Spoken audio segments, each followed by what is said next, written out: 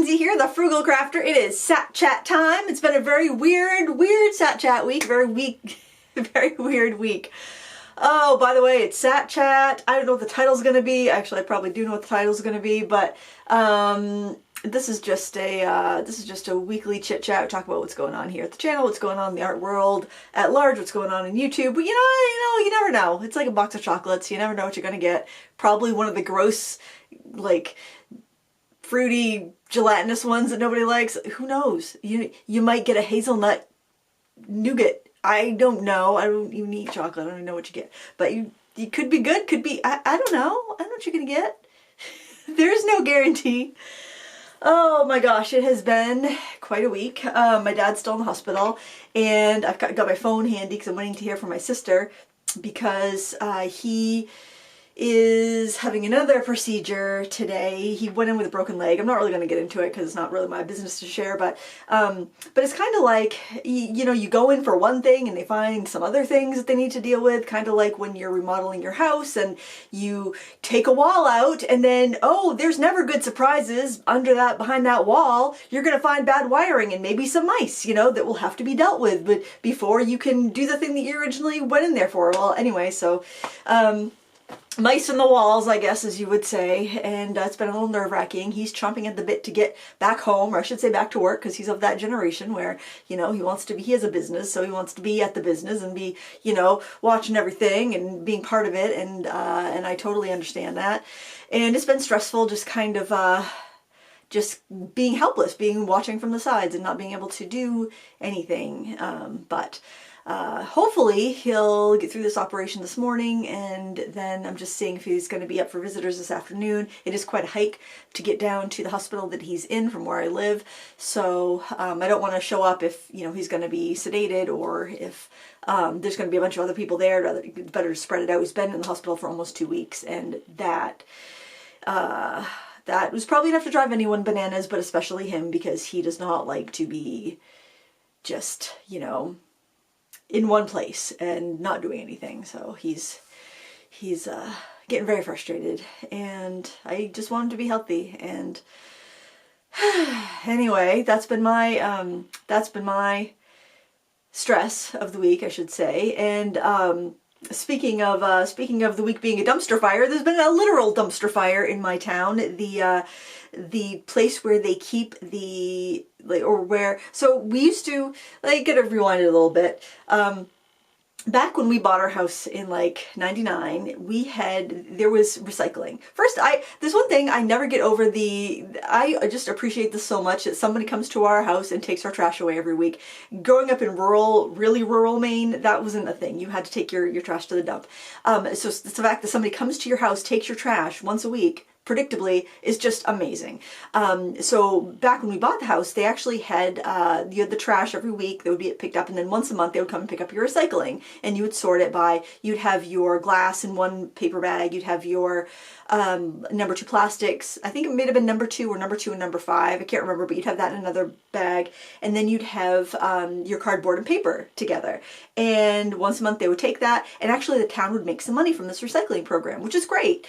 But it wasn't highly adopted. Not everybody did it. You could actually go and get extra bins if you wanted to, but it wasn't like a huge uptake from everybody. But then they introduced zero sort, and this was probably 10 years ago, and they're like, you put all your recycling in one bin, you don't even have to sort it anymore, just put it out there and magically it'll be recycled. Well, we all know how zero sort turned out. Magically, things did not get recycled, because there were a lot of things that weren't recyclable that was going to be thrown into these bins, and they were saying if it's a recyclable product, if it's got the recycling symbol on it, you can put it in. But the problem is that a lot of those kind of quote-unquote recycling symbols are not recycling symbols, they're resin codes. So anything with the chasing little triangle with a number in it was getting thrown in there. I mean, I did it. I thought everything that had that little chasing arrow symbol was recyclable.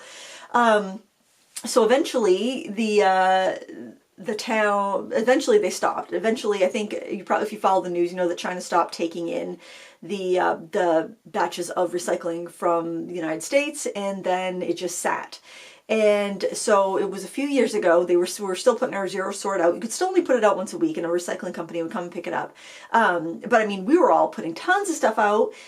Most of us were like, if it came every week, we put more out because we just didn't have space to store all the recycling. Then we thought we were doing so good. Wish cycling, I guess they call it.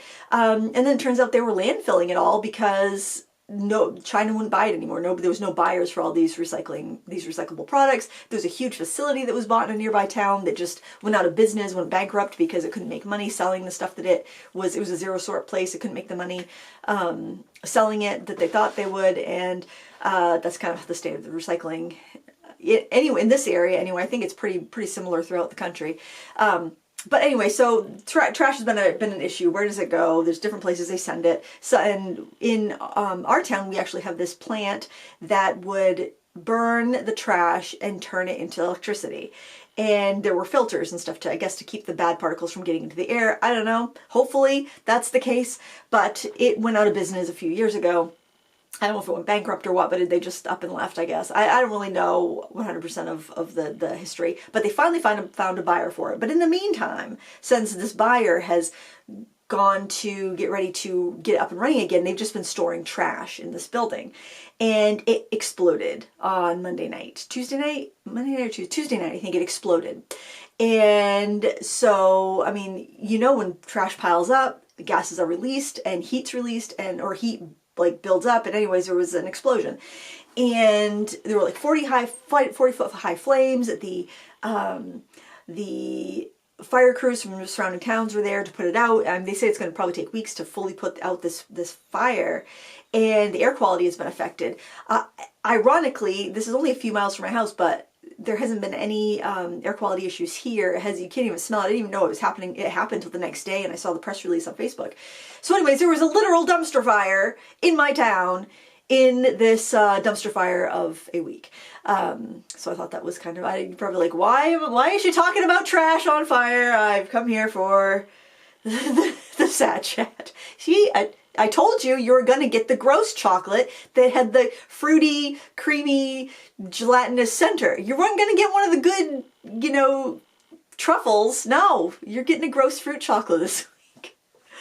Oh my gosh, it's actually not all gross. It's not all gross. So the other dumpster fire. Oh, the sketchbook flu is a universal template. Oh my word. If anybody happened, because all week I've been hearing about the cracked and broken templates that have been arriving at my dear viewers' doorsteps, and I feel so bad. Like Craft Stash, if you got it, like I said last week, if you happen to get a cracked template, people are like, my template was broken in half. I'm like, oh my word. So if you got a cracked template, let Craft Stash know. They will offer you a refund or a replacement. So, if that happens, I would like to know, has anyone ordered the universal template and had it arrive in good condition?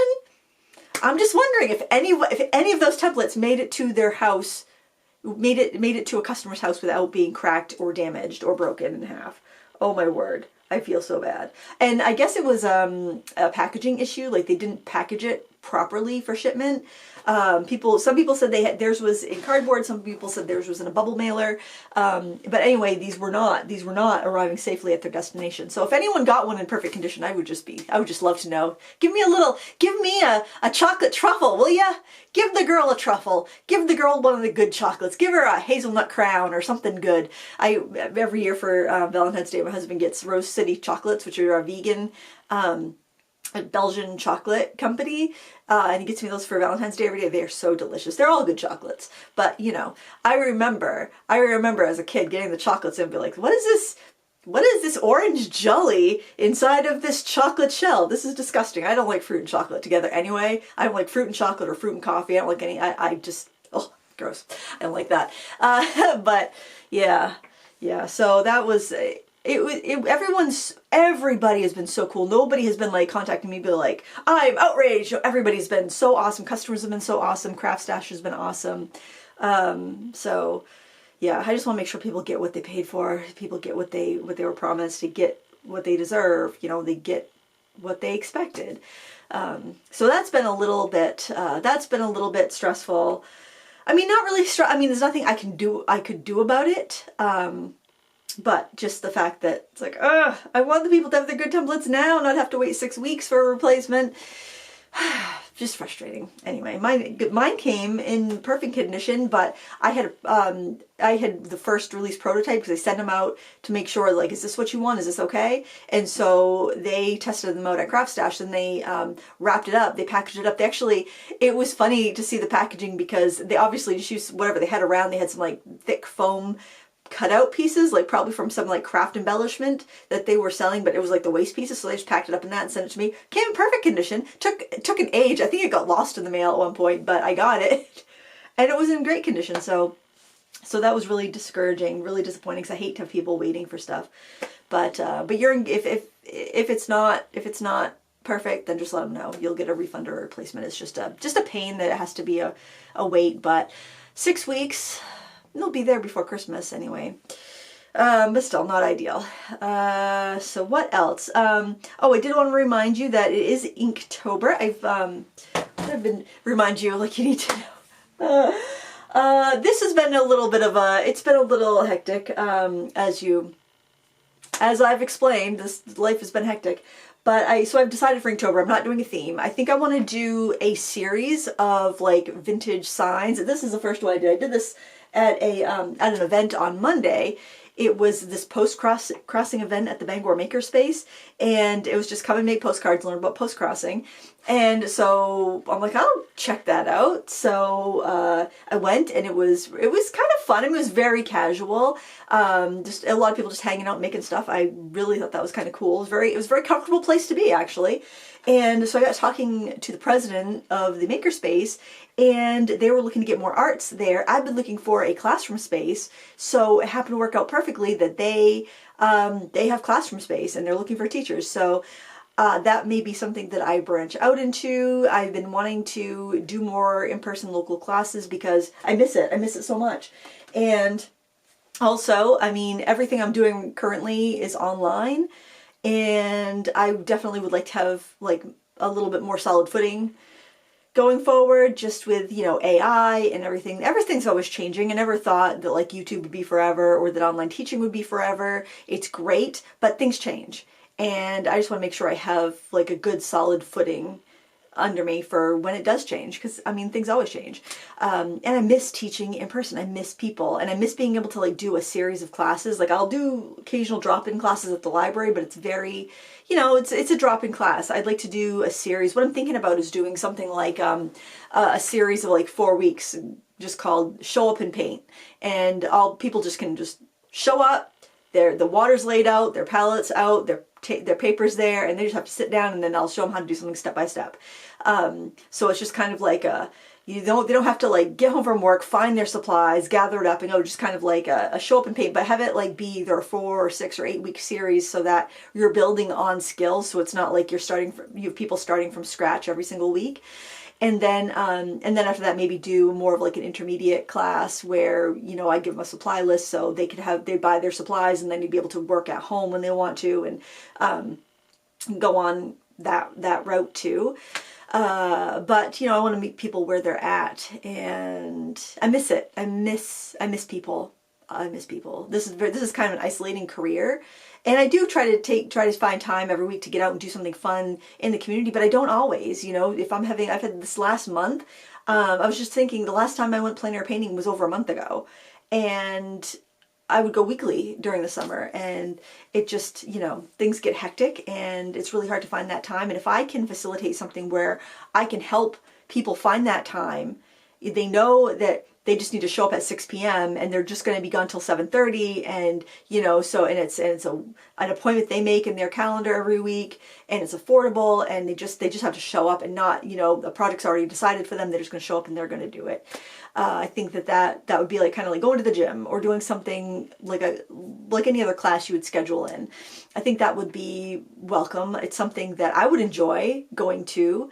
And I think other people would enjoy it too. Plus, you know, just that connection of other creative people. I think it's good to be around positive people. And a lot of times people just need a break. You know, everybody loves their family, but sometimes you just need some time to yourself, especially, I think especially, well, I think everybody, but especially women that are kind of in that sandwich generation. They've got older parents, they've got younger children. They're kind of, you know, juggling all the things, just to have like an hour and a half of just, I don't have to think about anything except for this right now, you know, just, you know, I think it could be a really powerful thing for people. So, so that's kind of new and exciting, that something I'm looking into. And they have a kiln. This place has got a kiln, so I can get back on the pottery wheel and do some more pottery, and that's exciting. I can have a little more control over the firing and the glaze and all of that. And not that I'm a control freak or anything, but it's so frustrating when you put all this work into making pottery and then something gets messed up out that's without your control, like putting on the glass, like the shiny clear glaze. Like you've done the underglazing, you've made the pottery, you've done the underglazing, and then things go wrong in the glazing, the final glazing process. To have a little bit more control over that, even if I messed it up, at least I messed it up, you know. And at least I would have learned something, because when you fail, that's when you learn. Anyway, that's something else I'm kind of excited about. They have a lot of other machines there too that's available for people that are members of the makerspace, like 3D printers and laser cutters and all of that. A big CNC machine, but that's not really my vibe. But a kiln, absolutely. Having a classroom space, absolutely. So, so I think that was just serendipity that I saw that ad on Facebook about the post-crossing class, and then I just went. Because it's so easy to just not go. When you see something that's interesting, it's so easy to not make the time for it. And yeah, I decided to make the time and do it, and I'm glad I did. What else? What else? Oh, speaking of classes, because it is Inktober and we're all drawing every day, or trying to, or most of us or some of us, I don't know what you're doing, but, or maybe you want to. I'm putting my Learn to Draw with Lindsay class and my alcohol marker workshop class on sale for 40% off during October. The coupon code is INK40OFF, and I will put both of those classes with the discount code attached to the link in the video description. But the coupon code is INK40OFF, and it works on both of those classes if you are looking to improve your drawing or marker skills. It's a great month for it. You know, I think it's encouraging because so many people do Inktober, and just kind of seeing what other people are doing is encouraging. Although it's harder to see what people are doing with the new algorithm. That's the other thing, you know, because the Instagram algorithm, I think that's part of the reason why I haven't been that excited about Inktober. For one, you know, crazy lifetime, but also the fact that it's like you can't find the other people that are doing it easily. So that whole community aspect of it is kind of demolished, because I want to search Inktober and see what everybody else is doing. I like to do that after I post for the day when we're all, so it's like I don't want to bother doing the prompts because I can't find other people that are doing the prompts because the hashtags don't work anymore. So that's just frustrating. And so I'm like, I'm just going to do what I have time to do, what I want to do. I actually started I did a couple of sketches yesterday because I was taking a little break from my illustrations for my new class that'll be coming out, I hope this month, but at this rate, it might be beginning of November. So I was just doing a couple little sketches in because this is the only sketchbook I had handy, just sitting on my couch. I did not get down into the studio the last 2 days. I've been upstairs, working upstairs, watching the phone, you know, waiting for the phone to ring, that sort of thing. Doing a lot of computer work, doing a lot of video editing. And so I was just kind of sitting on the couch and I did these sketches. And then I thought for this, because it's watercolor, it's not ink at all by any stretch of the imagination, I've got some really cool botanical stamps and some scripts. I think I'm going to stamp here with like some text. And then I think I'll do some fine line inking over my drawing, and then maybe stamp in some like field notes or maybe a bee or I don't know, something like that, something very naturey I thought would look cool. And that, I don't know, I might actually add some color pencil to that. It's just first layer type deal, but it was fun, and I think that's the thing. I want to put less pressure on myself to produce random things for the internet that people potentially don't even care about. Yeah, I just want to enjoy the process of making, get into that flow state, and just, you know, just enjoy and be productive, but enjoy as well. All right, what else? Oh, you know what I wanted to share? This was another Inktober. I kind of forgot that I'd done that as a watercolor class. But I sketched it in markers first, because when I'm working with markers, I tend to sketch a marker first, and then I'll do the fine lining. And I'm like, oh, wait a minute, this looks familiar. I did the thing in watercolor like a couple months ago. I'm telling you, I have like past project blindness. I completely forgot. Like, it's just like as soon as I do a project and it's out there, I start the next project and I completely forget like the previous project. I did the same thing with this one too. Both of these are, the photos of both of these are on my Instagram if you want a closer look. But yeah, I like to sketch with the markers and then go and fine line afterwards. So it's kind of like I'm drawing bold, just like I would if I was doing a pencil drawing. I draw bold with the markers and then I refine as I go. And then when the drawing's done, when I figured out the drawing, I've already got all my colors and I just use the fine liners at the end. I think it's pretty intuitive. I like that. I like that process. But anyway, I'm working on a review for Olo markers, and those are two of the Olo illustrations that I've done. But yeah, it's they're nice. They're nice markers. I'm liking them. But I want to do a few pieces of artwork with them just because they're expensive, and I want to make sure I see any sort of pitfalls that may be there, and address them so people know what they're getting if they're considering those markers. And I worked on this week. I had this is going to be for the November. Oh, it's shiny because it's it's graphitin. So let me just turn this away. So this is graphitin, which is a colored graphite. It's a water-soluble, color impregnated graphite, and we're going to do that for the November Michaels class. It's I did add fixative to it so it wouldn't shine quite so, it wouldn't like glare quite so much, but I didn't like it. I was kind of like really frustrated with it, but then when I came back, I kind of liked how vintagey and how rustic those colors were. But that's going to be, I don't think you can sign up for it yet. You can always go to michaels.com/classes and scroll through and look. I don't think it's available yet, but it will be. It will be soon. I'll put a link when it comes. They usually schedule them about a month before they're going to be available, and I think it's like November 15th. It's a Friday. But I'm looking forward to that. That's going to be fun. I'm not going to do it that big for the Michaels class because I felt like I was really rushing with the 9x12 fountain that we did last week for the Michaels class. And like, why didn't I do it smaller? It's like, why didn't I do it? It would have been easier to do it smaller. Anyway, with Zoom, I feel like if I do something larger on Michael's class, because it's done live over Zoom, I'm not thrilled with the video quality of Zoom. So I feel like I want to be big just to make sure that it's got its best chance of looking good and being able to be followed accurately. But it is, that took about an hour to do. So to teach it, I can't teach it in an hour if it took me an hour to do. So I'll probably make it about half that size, and it'll be fun. It'll be a good, because it's a pretty basic sketch. There's no pattern. We're going to just draw it together. And it's just using the graphitin set of 24. I wanted to do it with just a 12, but then I was really limited with colors with just a 12, so I decided to use a 24. And then I'm using mixed media paper there. Any smooth watercolor paper, mixed media paper, heavyweight drawing paper is going to be fine. Michaels is kind of high on art supply prices, so you know, I don't like to have too much on a list, but I know a lot of people have the graphitin pencils because when I've asked before what media should I use, I always have a lot of people asking for graphitin, so this will be a good chance to get those back in the mix. And oh, I posted another tutorial this week right here. This little mango martini that I did with a tonic mixing set of 6, so I just use those 6 mixing colors. It's a split primary palette, so if you're curious about what a split primary palette is and how do you use it, you can check out my YouTube video that I posted this week on that project. It was a lot of fun. I hope you paint it. It's just, I don't know, I like those colors. The colors were really joyful to paint.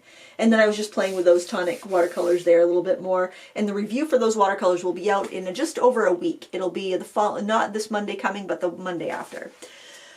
Oh my goodness. Oh my goodness. I was supposed to record a podcast this week. I wasn't quite ready to get back in the podcast swing of things yet, but the person I want to interview was going to be going on vacation.